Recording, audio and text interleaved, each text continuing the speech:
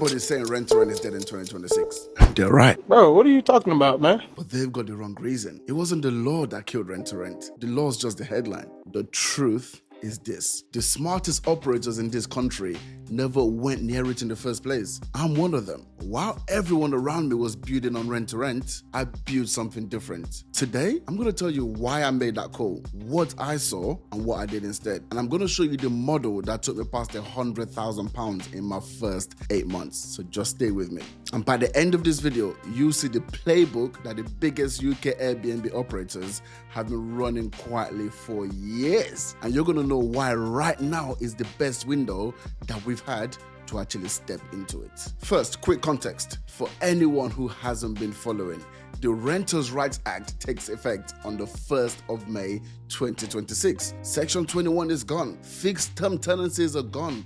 Councils have got £40 million to enforce it. So if you're running a rent-to-rent business where you're the named tenant on a long-term contract, you've got a real problem coming, a serious one. But I'm not going to spend this video on the law side of things. I actually went deep on this on my video last week. The link is going to be in the description below, so you can go and watch that one if you want the full breakdown. What I want to show you today is something different, something most people are missing. Again, the law isn't the reason rent-to-rent is dying. The law is just exposing what was already broken. The smart money saw this years ago. We didn't wait for the rules to catch up. We took immediate action. So let me tell you why I never went near Rent2Rent in the first place and what I did instead. Let me take you back a few years. I had just walked away from a well-paid job. My wife was pregnant with our first child. We had some savings, but not much. And every penny of it was earmarked for the baby. Nappies, the cot, time off, survival. It was not money I could gamble on a property strategy. Everyone around me was heavy into Rent2Rent. The pitch sounded brilliant. Find a landlord, sign a 3 to 5 year contract, pay them a fixed rent every month, then list the property on Airbnb and just keep whatever you make above the rent. Easy money, they said, right? But here's what nobody talks about. To take on a rent-to-rent property, you needed real money up front. First month's rent, deposit, furniture, white goods, crockery, bedding, photography, insurance, setup costs, compliance. You're talking £4,000 to £8,000 per property minimum. That's before a single guest walked through the door. Now do the maths with me. 3 properties, that's £12,000 to £24,000 just to get started. 5 properties, that's £20,000 to £40,000. 10 properties, we're talking £40,000 to £80,000.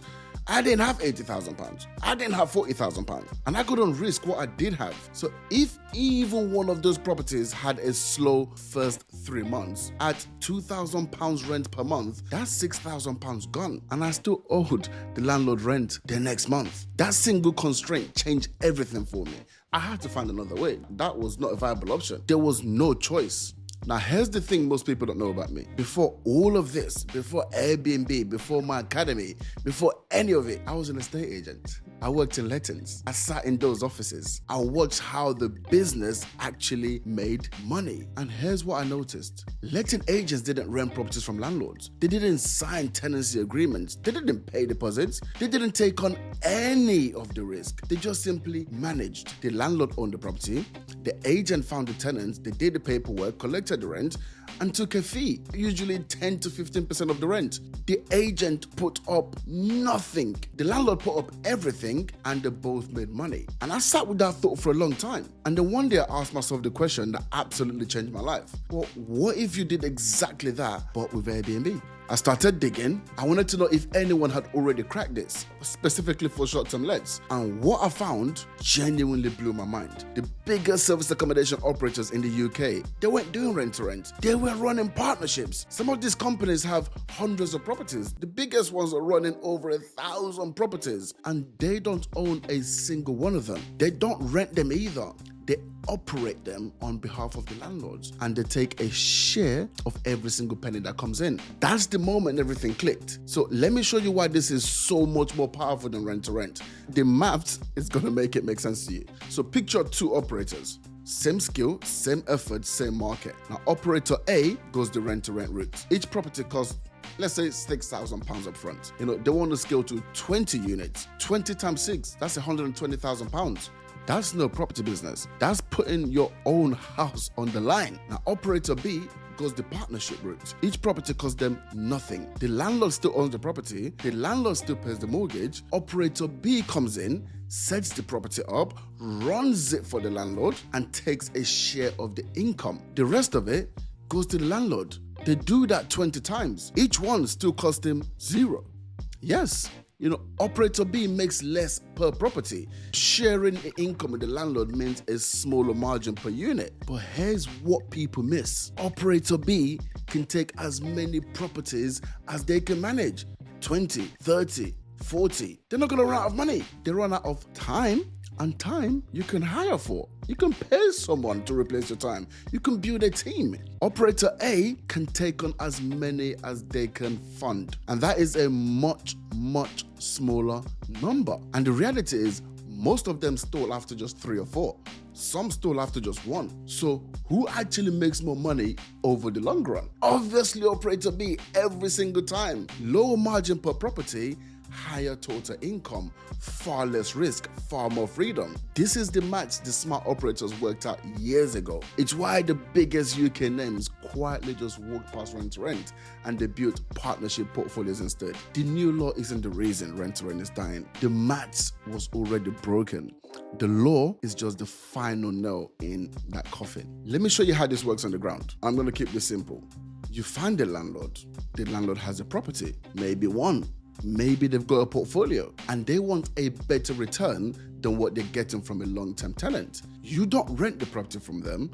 You don't sign a tenancy agreement. You don't pay them a fixed rent. Instead, you sign a partnership agreement. And it simply says, I will run your property as a short-term let. I'll list it. I'll handle the bookings. I'll deal with the cleaning, the maintenance, the guest queries, all of it. The landlord, you're still going to keep ownership. You keep the mortgage. You keep responsibility for the building, and in exchange, we split the profit. They take a share, you take a share. Usually a percentage that reflects the work and the results. Promise to the landlord is simple. You're going to help them earn more money from their property than what they're currently earning right now. Obviously, provided the property is in the right location for short stays, obviously, but not a flat fee, not a fixed rent, a bigger return on what they already own. And on the legal side, the reason this model is so clean under these new rules is that you never become the tenant. There's no assured tenancy. There's no common law agreement. There's no periodic tenancies, no Section 21 worries because Section 21 doesn't apply to you. You're an agent. You manage on the landlord's behalf. Your contract is an agency agreement. But here's what makes this model truly powerful. And it's not the legal protection, it's the alignment. On the Rent2Rent, you and the landlord are on opposite sides of the table. They want the rent up, you want the rent down. They worry you damage the property, you worry about voids that you can't afford. Every conversation has a low-grade kind of tension under it. But under partnerships, you're on the same side. You both win when the property performs. You both lose when it doesn't. The landlord wants you to do well, they pray you do well, because your success is their income. That changes the whole conversation. And it's why landlords sign with us when they wouldn't sign with anyone else. This is in theory. Let me show you what this looks like in real life with people I work with right now. So this is Jayesh. He came to me with a goal of £3,000 a month within 6 to 12 months. Reasonable goal. Most people would call it ambitious for someone starting from scratch. Inside 90 days, he had signed 5 deals. He's now pulling in £4,000 a month. He blew past his own goal in a quarter of the time that he had planned. And not because he had more money, he chose the right model. And here's Scovia, 8 units in 7 months. 8! Stop and think about that for a second. Under Rent2Rent, 8 units would have meant £50,000 minimum just to launch. She didn't have that, but she didn't need it. The partnership model allowed her to scale. Then there's Don. Don is now running over 26 units. 26! There's no version of this that gets built on the Rent2Rent economics for a normal person. You can't get to 26. Either you're already very rich or you're running the partnership model. He's running the partnership model. And me, I went from 0 to £100,000 in my bank in my first 8 months. I would not have had a chance of doing that under Rent2Rent. I would have run out of money after 2 or 3 properties. And like most people, I would have stalled and I would have probably quit. None of all of this happening right now would exist. Partnerships let me keep going. And that's the whole game.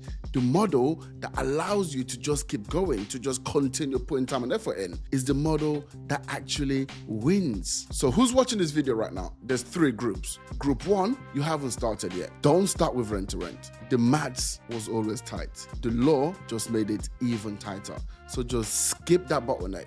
Start with partnerships. You're going to save yourself thousands of pounds and probably years of frustration. Group 2, you're already running a rent-to-rent business. Don't panic, you've got time, but you need a transition plan. Move your existing properties onto management contracts where you can, or start signing new deals on partnership terms while your current contracts just wind down. Either way, stop signing your rent-to-rent agreement right now.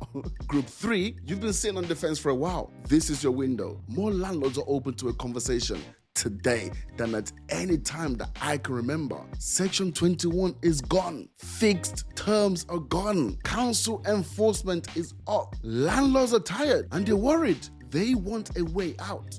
But most of them don't want to sell. They want someone just like you to take the headache off their hands and help them earn more money from what they already own. That someone could be you. And if you want me to walk you through this and show you exactly how to set up your first landlord partnership and land that first deal, then book your escape plan call. The link is in the description. One call. No pressure. We just want to see if we're going to be a good fit to actually work together, right? And if you are, I'll show you what working with us is actually going to look like. And if you're not, I'll be straight with you. And I'll point you in the right direction. That's it. I'll see you in the next one.